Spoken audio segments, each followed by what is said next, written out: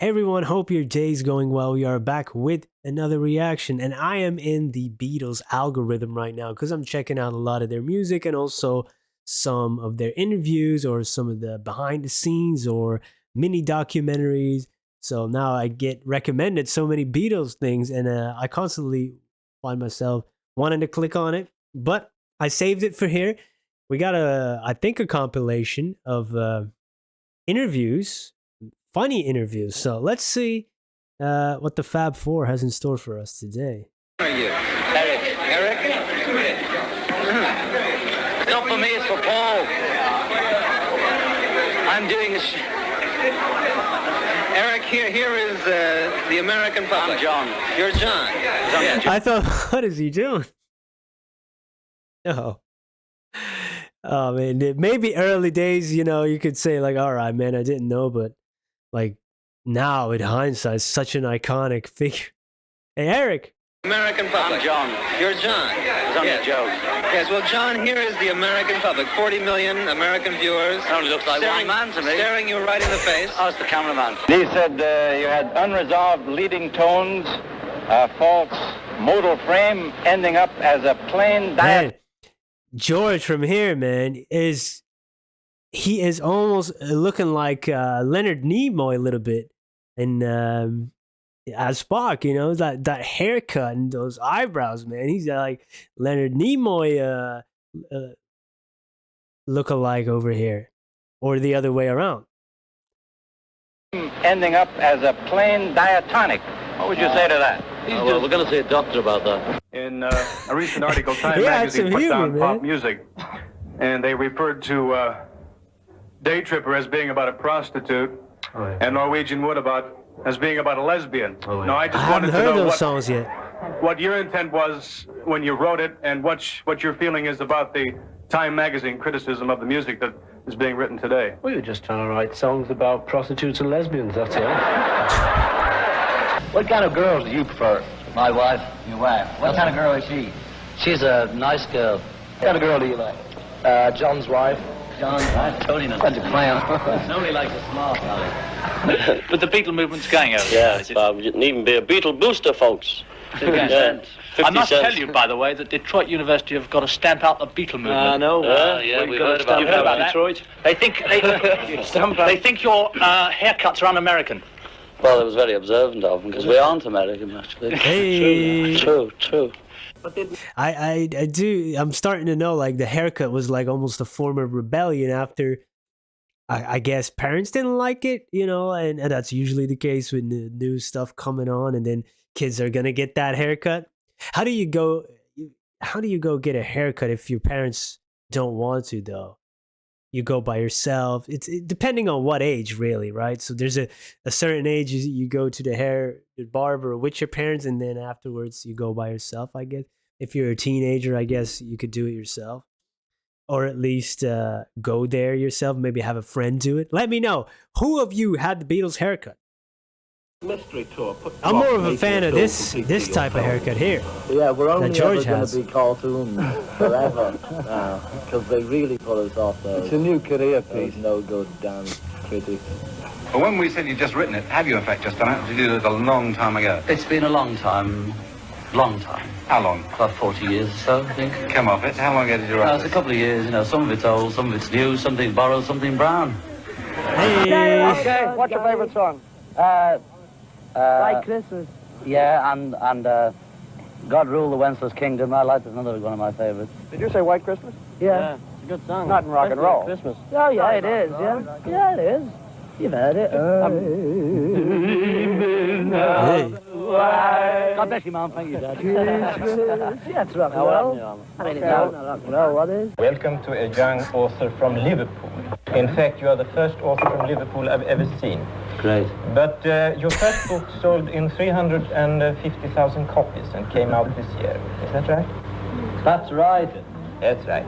And tell me, What kind you of a brought three weird- of your friends. Could you please introduce Yes, them? there's George Why is he standing behind him? I don't understand. Parasol, Ringo Stone, and Paul Macharmley. And did they have anything to do with your book? Did they help you or did they hinder you in any way? No, they typed it out for me. That's right. I mean, they can spell, and you... Oh, they spell very greatly. That's nice. By the way, I read a review about it in Times Literary Supplement, and then I read the book. And then I started... I need to read that. Are you influenced by Thurber or James Joyce? None of them. None of them? Stewart. No. James Stewart? James Stewart and Betty Grable. Yeah. Well, anyhow, I'm quite sure that our Swedish he's looking right at would me. like to hear you read one of your poems. Right. Good. Good job, Nigel. Yeah? Half he goes a merry sight, our little hairy friend. Half upon the lamppost bright. So like that. Half in round the... Man, he it's you know, at least this is a compilation, but it's like he was never really that serious when he was conducting interviews, really. And of course, we could probably get to a compilation where he is, and of course, if you listen to the songs where he is really the primary songwriter, there's a lot of pain in it. And you know, to my experience, I use a lot of humor as a kind of deflecting or defense mechanism, bravado type of thing, and I just like it. It's fun too, and I love seeing these clips, man. He's quick. Half upon the lamppost bright. So like that. Half in round the bend. They're all quick. Oh! Better. Is that better? Look. Ja, vad John Lennon säger och vad hans kompisar säger, det må de som kan Liverpoolska. All right. Now we're off the rails. There were quotes on the wire about your discussion of LSD and some other things, narcotics. Yes, Larry. It seemed to me from what I read that you had endorsed it and condemned it. We were manufacturing it. What's the story? No, the business went bump.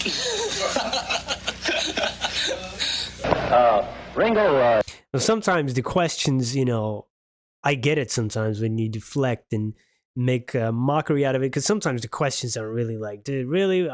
Is that what you're asking? So let me answer you in this type of way, is the vibe I'm getting. That's what I would do, so I'm projecting probably. do you have any political affiliations at all? No, he doesn't even smoke. I don't even smoke. Do you think this is going to be a controversial tour like the Philippines was? Oh, no. No, it's going to be fine. What makes you say that, Paul? Oh, it'll be fine. You watch. Yeah, it'll be great. Paul, I don't know whether you know, but Mr. Edward Heath, the Lord Privy Seal, has said that he couldn't distinguish the other night what you were saying as Queen's English. Are you going to lose some of your Liverpool dialect for the Royal Show? No, well, we don't all speak like the BBC. We don't all speak like that, do we? We're not all posh. Well, with that, all I can do, lads, is to wish you lots and lots of luck at Royal Show. Thank you very much. Thank you Thanks so a lot. much. Jolly good. Cheerio. For the name Cheerio. Beatles, and what does it really mean? John thought of the name Beatles, and he'll tell you about it now. It means Beatles, doesn't it? You know, that's just a name. You know, like shoe. Shoe. The shoes. You see, we could have been called the shoes for all you know. John and Paul led a reporter into the house they were renting, sat down at the piano and answered questions about their relationship. In particular, how they approached songwriting. We normally approach it on the M1. And sort of come up, turn past London, and when we get to Scarborough, we feel we're there, as they say. Well, I guess I asked for it. No, we just got a very How do you informal get there, approach. huh? We've got no formula at all, for writing songs. We just do it as it happens. Sometimes John can write a line of a song. He can come up and say...